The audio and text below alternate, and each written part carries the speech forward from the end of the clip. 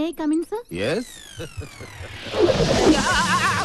ഒന്ന് നിന്ന് താ കസേര എനിക്ക് തല കറങ്ങുന്നു ആളിറങ്ങുന്നു. Yes, may I come in?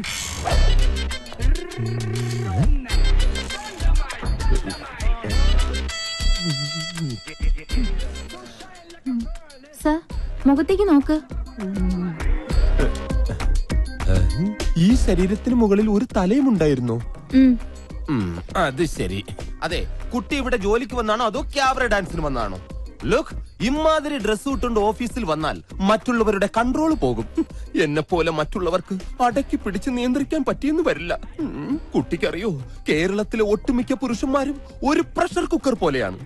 ഇമാതിരി കോലങ്ങൾ കണ്ടാൽ ആ പ്രഷർ കുക്കറിന്റെ സമ്മർദ്ദം മൂത്ത് മൂത്ത് മൂത്ത് അവസാനം നീരാവിയോട് കൂടി ഒരു വിസിലിംഗ് വരും. ആ വിസിലിങ്ങിനെയാണ് കുട്ടി സ്ത്രീ പീഡനം എന്ന് പറയുന്നത്. അതുകൊണ്ട് കാര്യമായിട്ട് സാറ് പറയുകയാണ്, മേലിൽ ഇമാതിരി ഡ്രസ് ഇട്ടുകൊണ്ട് വന്ന് മറ്റുള്ളവരുടെ സേഫ്റ്റി വാൽവ് തകർക്കരുത്. Please go get out.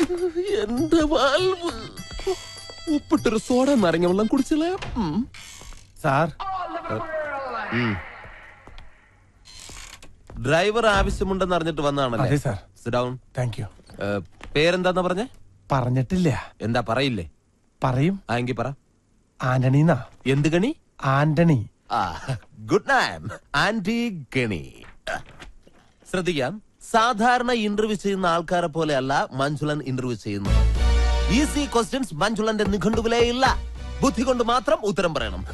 Question number 1 ആലോചിച്ചിട്ട് പറഞ്ഞാൽ മതി. കാള കിടക്കും കയറോട്. എന്ത് അറിയില്ല? പരമകഷ്ടം. ക്വസ്റ്റ്യൻ നമ്പർ 2 മുറ്റത്തെ ചെപ്പിന് അടപ്പില്ല. എന്താണ്? പെട്ടെന്ന് പറ.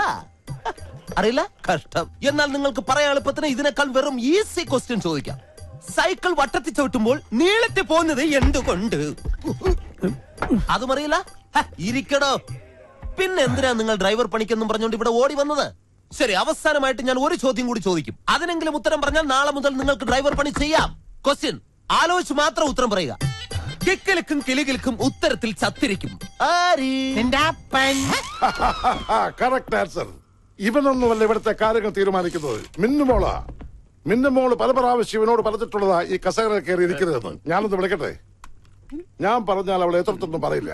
കാരണം നാളെ അവൾ എന്റെ മകന്റെ ഭാര്യയായിട്ടതാ. അതിനു മുമ്പ് ഞങ്ങൾ ഒളിച്ചോടി.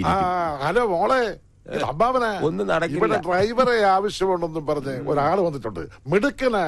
എനിക്ക് അവരുടെ സംസാരം വളരെ ഇഷ്ടപ്പെട്ടു. ശരി മോളെ. നടക്കില്ല. എടാ, ഇവനെ അങ്ങോട്ട് വീട്ടിലേക്ക് ചെല്ലാൻ പറഞ്ഞു. എന്റെ പട്ടി പോവും. അങ്ങനെയാണെങ്കിൽ അമ്മാവും കൊണ്ട് പോക്കോ.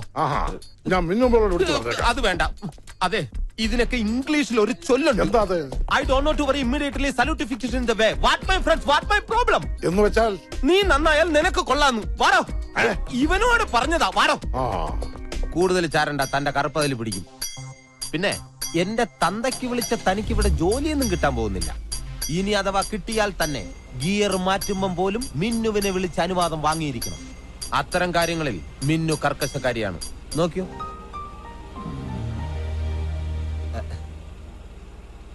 ഹലോ മിന്നുമോളെ, മഞ്ജുലേട്ടൻ ഗിയർ മാറ്റട്ടെ?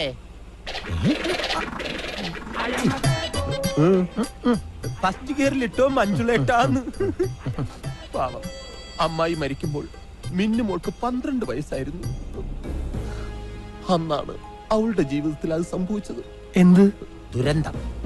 I mean tragedy.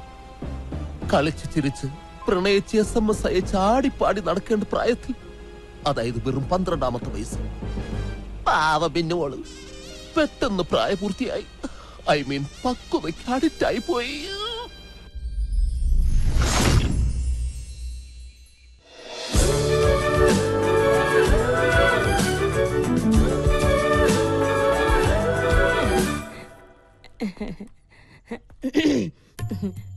മിന്നുമോള് തിരക്കിലാണോ?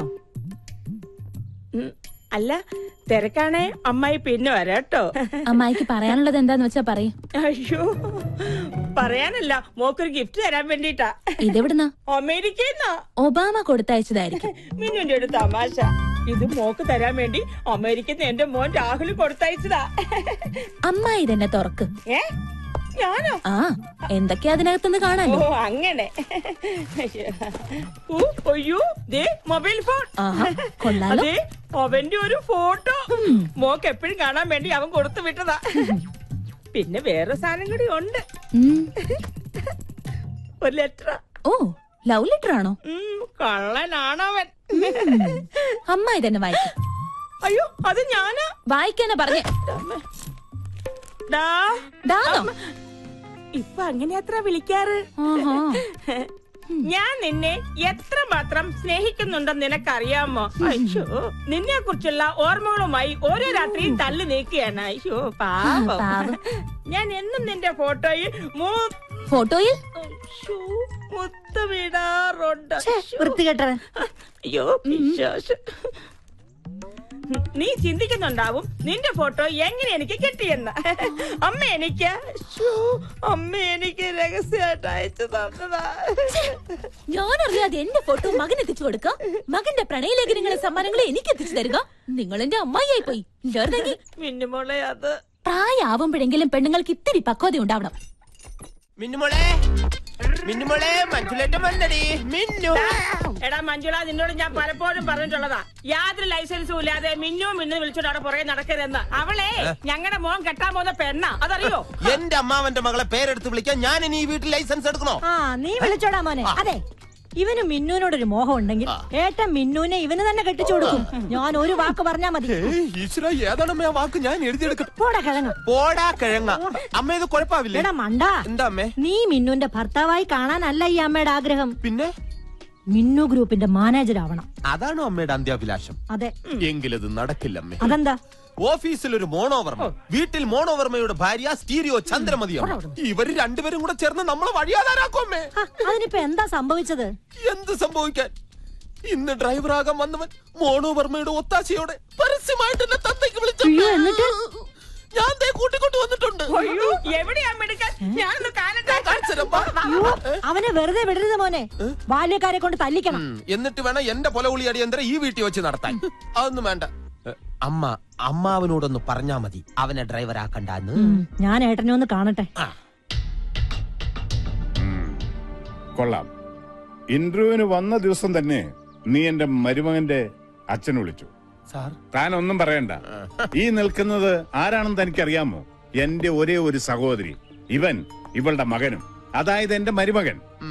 എടോ, എന്റെ ശാരദ ഭർത്താവിന്റെ കൂടെ കുറച്ചു കാലം മാത്രമേ ജീവിച്ചുള്ളൂ. ഇവന്റെ കുഞ്ഞിക്കാല് കണ്ടതിന് ശേഷം പിന്നെ എന്റെ ശാരദയ്ക്ക് ദാമ്പത്യ ജീവിതം ഉണ്ടായിട്ടില്ല.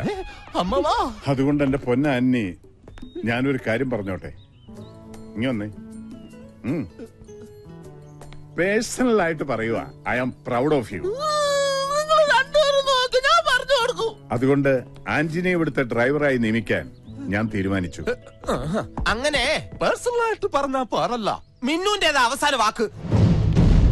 അവസാന വാക്ക് മിന്നുന്റേതാ.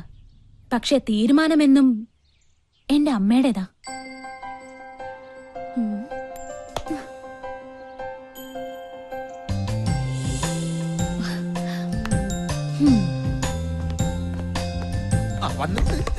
മിന്നുമോളെ, ഇവനെ എന്റെ തന്തയ്ക്ക് അറിഞ്ഞു. മഞ്ജുലേട്ടാ, കാറിന്റെ ചാവി എന്റെ കയ്യിലുണ്ട് മോളെ. മോൾക്ക് എവിടെ പോണോന്ന് പറഞ്ഞാ മതി. മഞ്ജുലേട്ടൻ റെഡി. പറഞ്ഞ കേട്ടില്ലേടെ, ഇറങ്ങി പോടാ. ആ ചാവി അയാളുടെ കയ്യിൽ കൊടുക്കും. പറഞ്ഞേ കേട്ടില്ലടാ. എന്നാടാ, ഇനി ഒരു നിമിഷം ഞാൻ ഇവിടെ നിൽക്കില്ല. ഞാൻ അകത്ത് പോയി കിടക്കാൻ പോണു.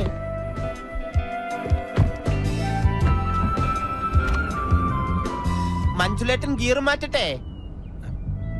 മാഡം ഗിയർ മാറട്ടെ?